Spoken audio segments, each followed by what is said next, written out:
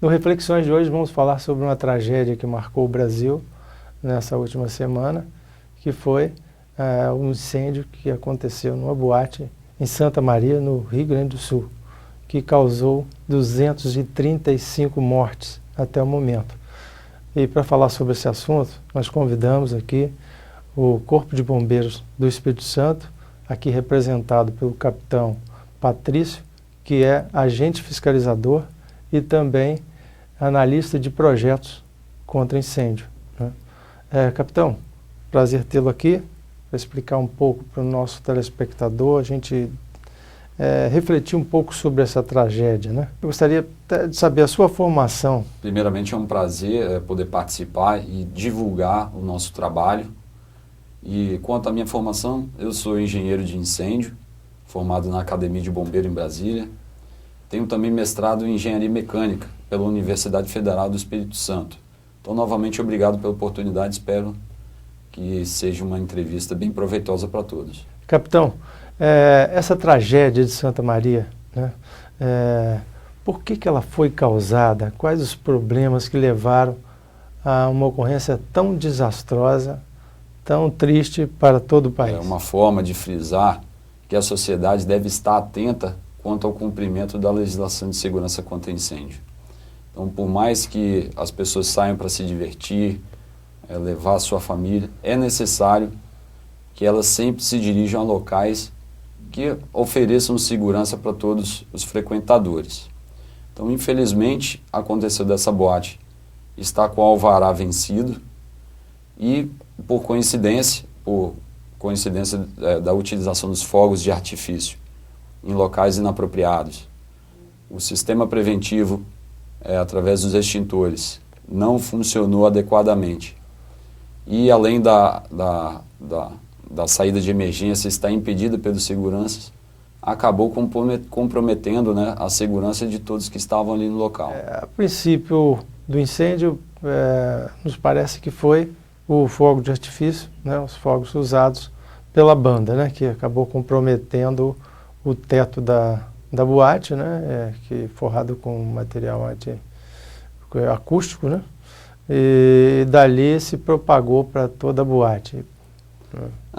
Agora, eles ainda estão em período de perícia, estão realizando a perícia para averiguar qual foi a verdadeira causa do incêndio, né. A defesa dos proprietários da casa estão alegando de que teria sido provocado pelos fogos de artifício, mas também a defesa dos músicos alegam também que pode ter sido em função de curto-circuito. Então essas são as informações que estão ventilando na mídia atualmente, mas a gente está acompanhando de longe. Nós não temos como julgar ao certo, porque nós não estamos lá para realizar essa perícia, saber de perto. As informações das pessoas que chegaram diretamente à mídia foram de que o primeiro sinal de incêndio foi utilizado um extintor de incêndio, mas ele não funcionou. São várias informações. Lá no caso, era proibida a utilização de fogos de artifício no interior da casa de shows, apesar de existirem alguns fogos de artifício destinados a indoor, né, em áreas cobertas, mas não era o caso. Aqui no Espírito Santo é proibido a utilização, inclusive, desses fogos. Proibido terminantemente, em qualquer tipo de ambiente fechado. Fogos de artifício em ambiente fechado. Lá ainda, eles contavam com um revestimento acústico, combustível, ele não tinha um tratamento retardante a fogo e nem era incombustível. Então isso aí facilitou a propagação das chamas para as demais dependências da casa noturna. E além de, consequentemente, a combustão produzir uma grande quantidade de fumaça tóxica e acabou ocasionando um grande número de vítimas. Vale ressaltar também que a principal causadora de mortes em ambiente de incêndio é a inalação de fumaça.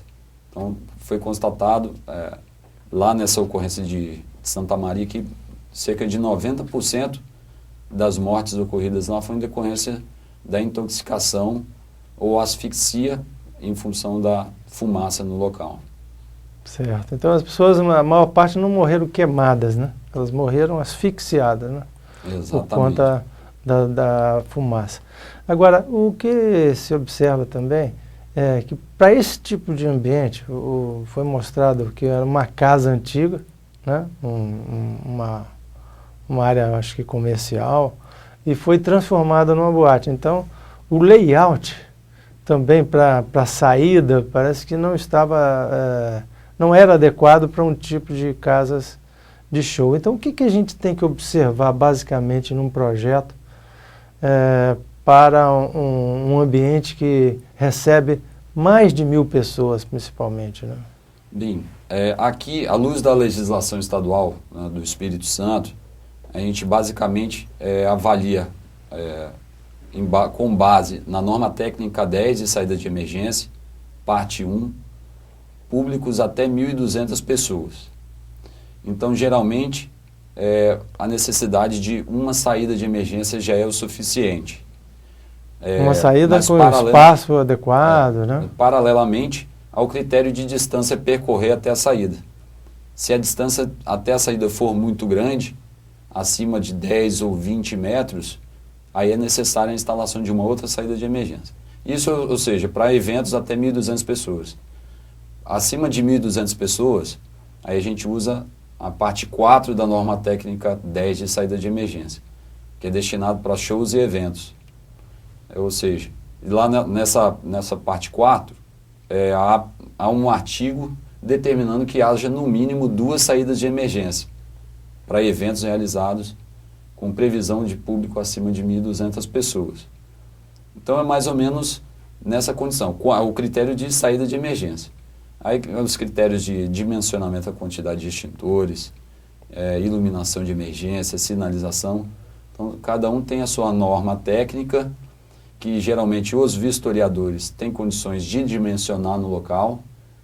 E, para terem uma ideia, os populares existem normas técnicas, inclusive, que já direcionam quais os sistemas preventivos devem conter na sua edificação, que vai desde residencial até paiol de fogos, de armazenamento de fogos de artifício. Sistemas preventivos que o senhor se refere são os extintores, são equipamentos... Aparelhos extintores, sinalização de emergência. Sinalização. Que hoje nós utilizamos para dizer onde é a saída, né? Isso. No caso 2009, lá faltou energia, né? Então teria que ser fotoluminescente, né? Fotoluminescente. E em 2009 nós tivemos uma atualização do nosso decreto, né? Nós conseguimos elevar o patamar das melhores legislações do país. Inclusive tem servido até de referência para outros estados. E aí nós temos uma norma técnica que prevê quais sistemas devem ser instalados na edificação. Como, por exemplo, o extintor, como eu disse, sinalização de emergência, iluminação de emergência, sistema de proteção contra descargas atmosféricas, que são os para-raios, a quantidade de saídas de emergência, o tipo de escada, se a edificação for vertical. Qual tipo de escada ela deve ter, que em muitas ocasiões a escada tem que ser protegida. Algumas tem que ser até a prova de fumaça, para garantir a segurança dos frequentadores, dos moradores. Nos filmes americanos a gente vê aquelas escadas nos prédios do lado de fora, né? Aqui no Brasil, usualmente a gente não tem, não observa muito, mas é uma Isso é uma medida de segurança. Lá, é uma medida de segurança. Lá eles aceitam externamente. Aqui é pouco utilizado, né? Aqui são poucos locais que possuem essa escada externa. Mas geralmente é o quê? Ela deve ser protegida por no mínimo 2 horas de fogo. Quando a escada é protegida, ela é considerada protegida até 2 horas de fogo. Bem, nós vamos a um rápido intervalo, voltamos já com a entrevista. Fique conosco.